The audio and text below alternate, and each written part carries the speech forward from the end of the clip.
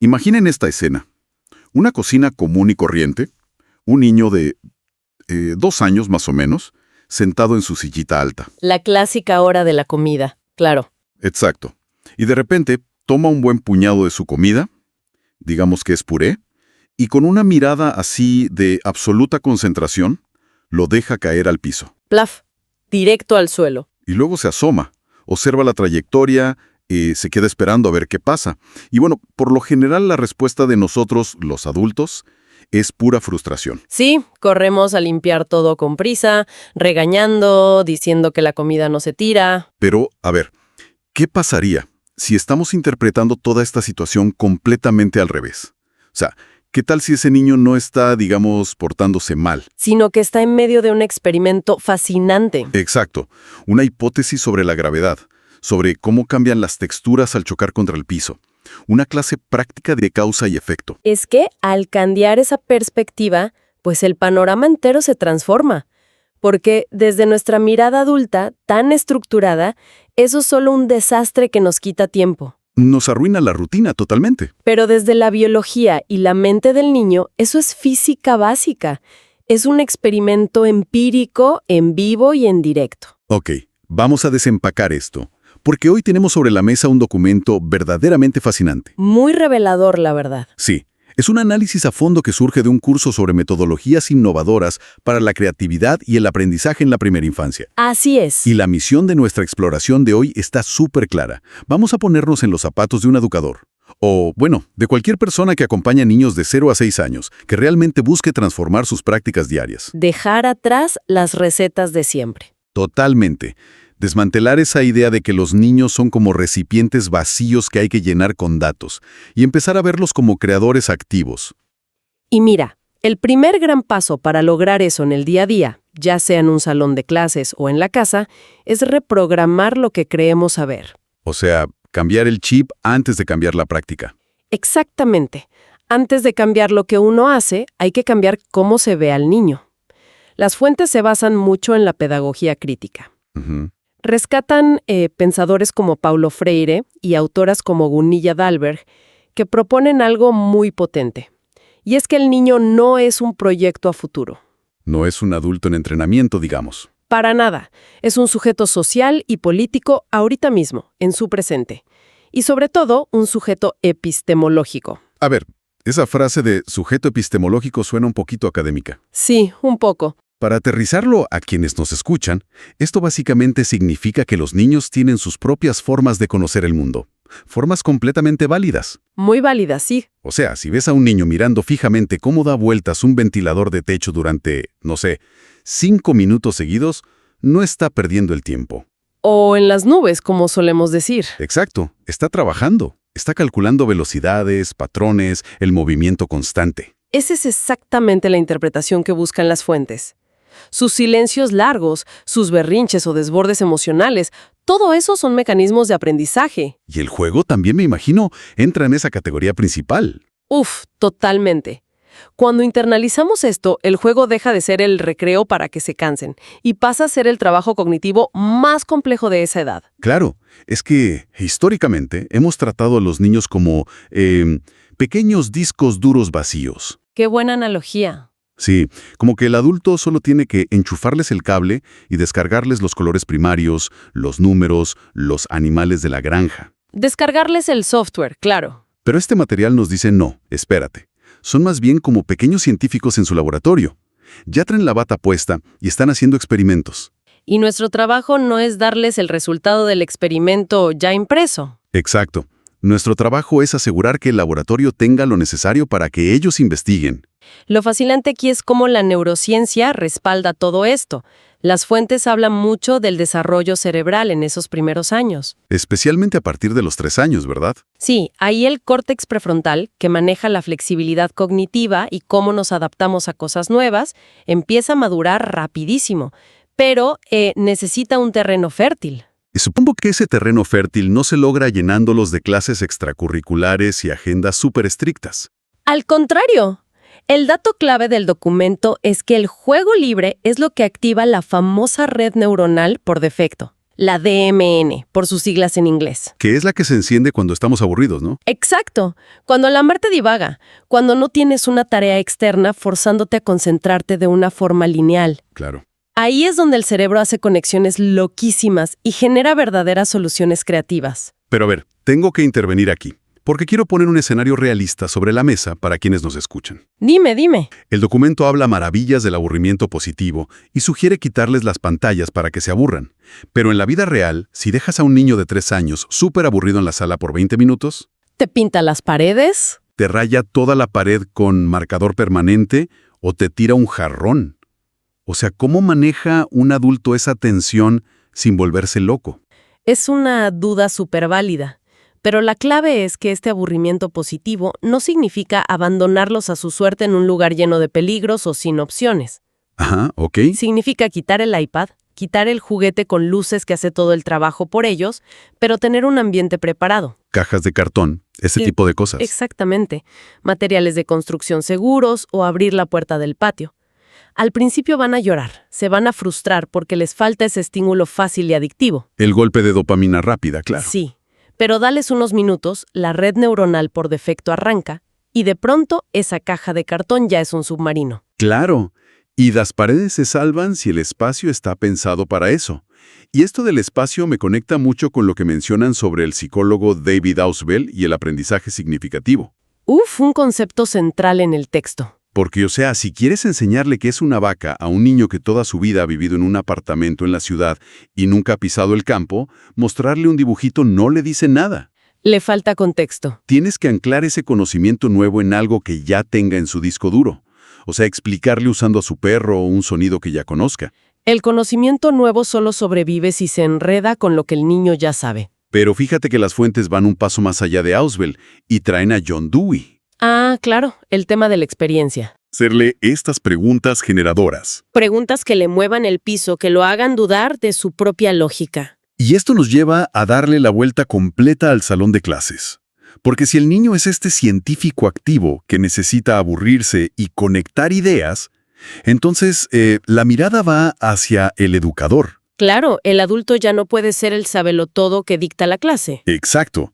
Pasamos al enfoque de Reggio Emilia, en Italia, donde el adulto se convierte en un escenógrafo de posibilidades. Me encanta ese término, escenógrafo. A mí también.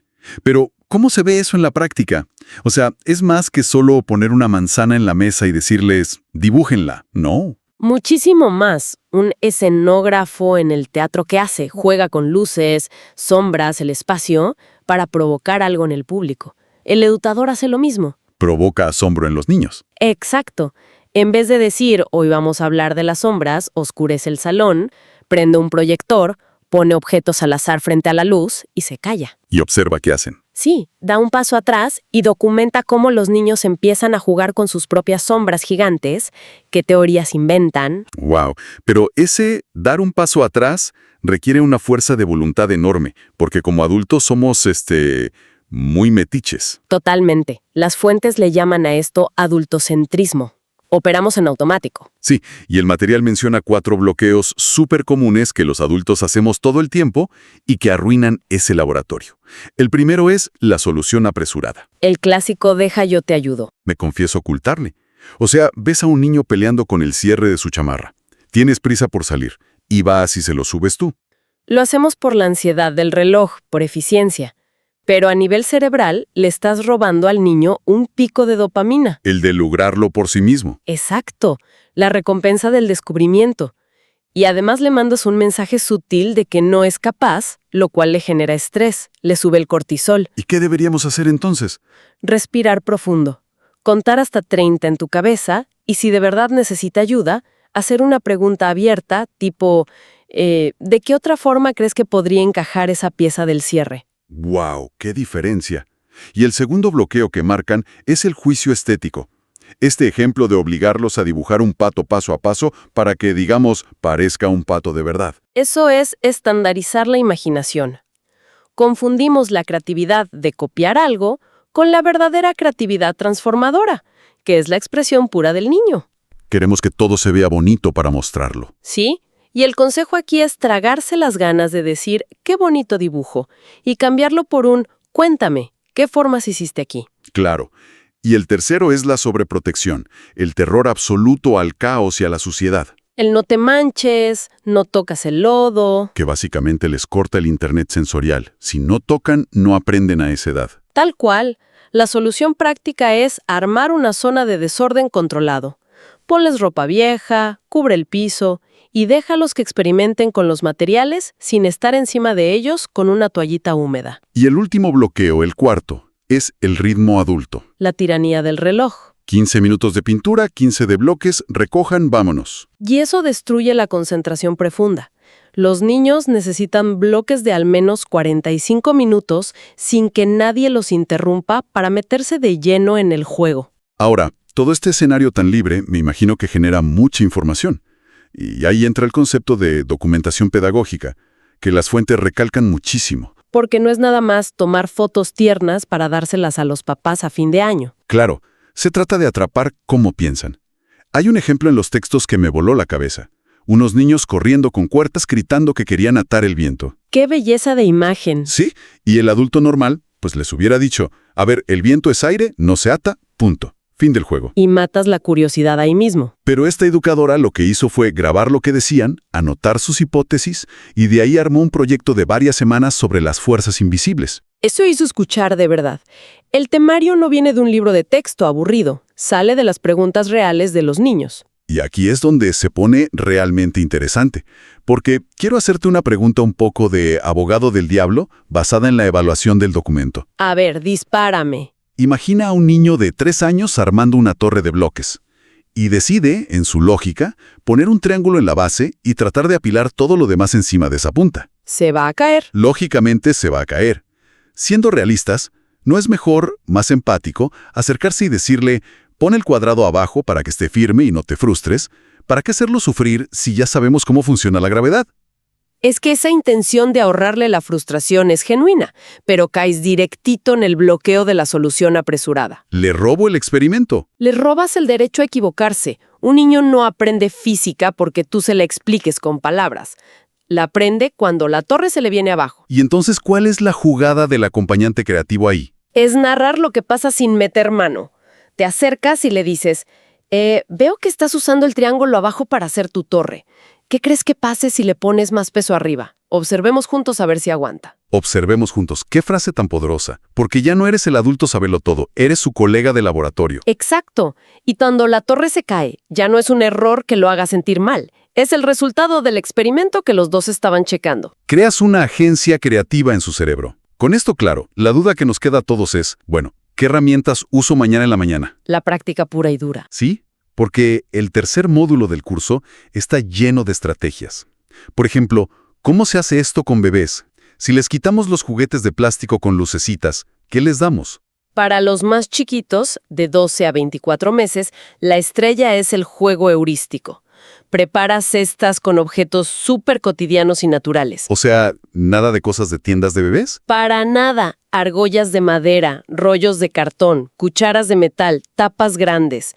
Cosas seguras pero reales. Objetos que no tienen un botón que hace beep, sino que tienes que descubrir para qué sirven. Exactamente. Se sientan por 20 minutos en total silencio y el bebé empieza a chocar el metal con la madera, a meter un cartón en una argolla.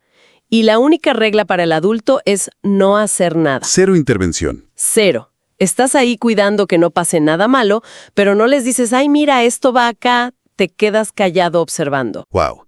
¿Y qué pasa cuando crecen un poquito? Digamos a los 4 años, y ya empiezan a absorber todos los estereotipos del mundo. Ahí pasamos al juego simbólico potenciado. Y tienen algo increíble que es la caja de roles críticos. Porque normalmente los salones tienen su baúl de disfraces, ¿no? De bombero, doctor, princesa. Y este enfoque propone ir mucho más allá de eso.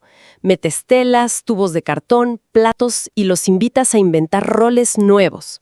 ¿Cómo qué tipo de roles? Como investigadora de emociones o reparador de cosas rotas. Rompes con esos oficios tradicionales y de paso con los roles de género. Me encanta. Y supongo que esto no se queda solo en lo visual o táctil. ¿Qué pasa con el ruido, con los sonidos que los rodean todo el tiempo? Ah, para eso tienen los silencios sonoros. Es súper simple pero muy profundo. Agarran una grabadora básica, salen al patio y se dedican a grabar el mundo. ¿El sonido de las hojas o algo así? Una gotera, el viento, los pasos en la tierra. Y luego vuelven al salón y editan esos audios. Los ponen en cámara lenta o súper rápido.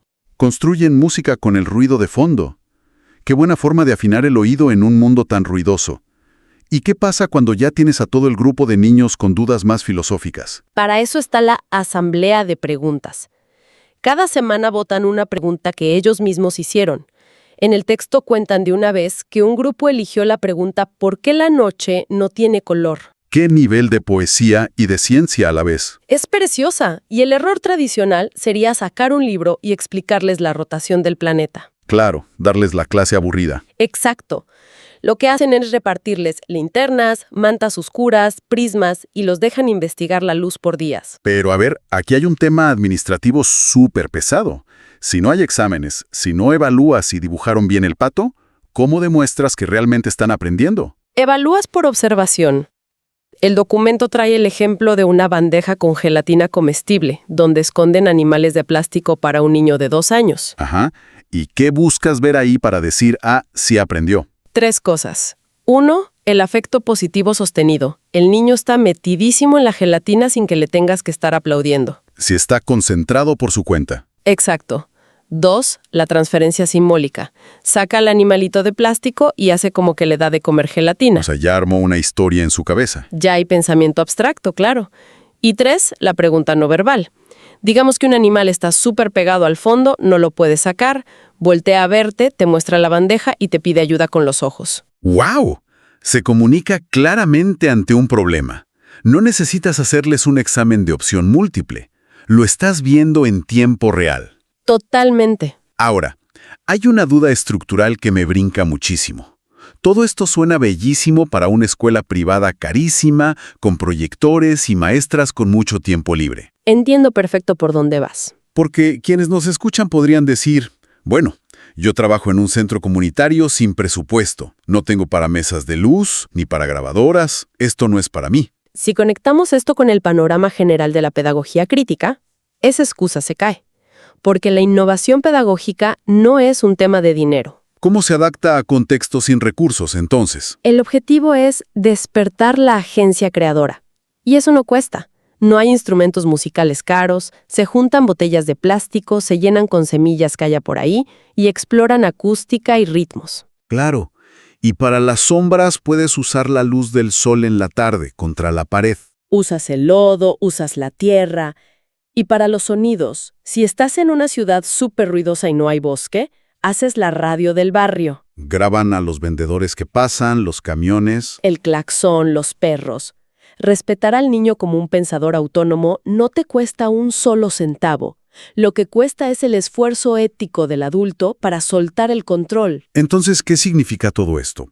Si juntamos todas estas piezas, adoptar la mirada de un educador transformador es entender que la creatividad no es, la clase de arte de los viernes. No es hacer manualidades bonitas. Es una forma de vivir e interactuar con el mundo.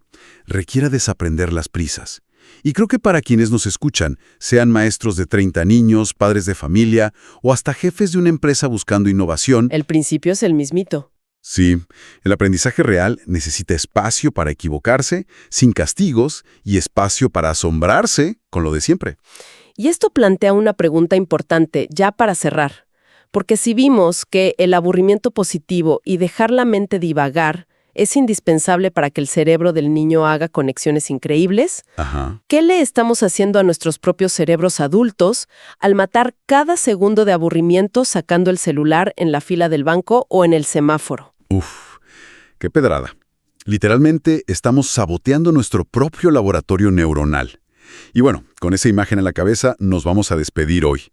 Queda abierta la invitación para que esta semana miren su entorno y a los niños que los rodean con mucha más curiosidad y con un poquito menos de prisa adulta. Gracias por acompañarnos en este análisis a fondo.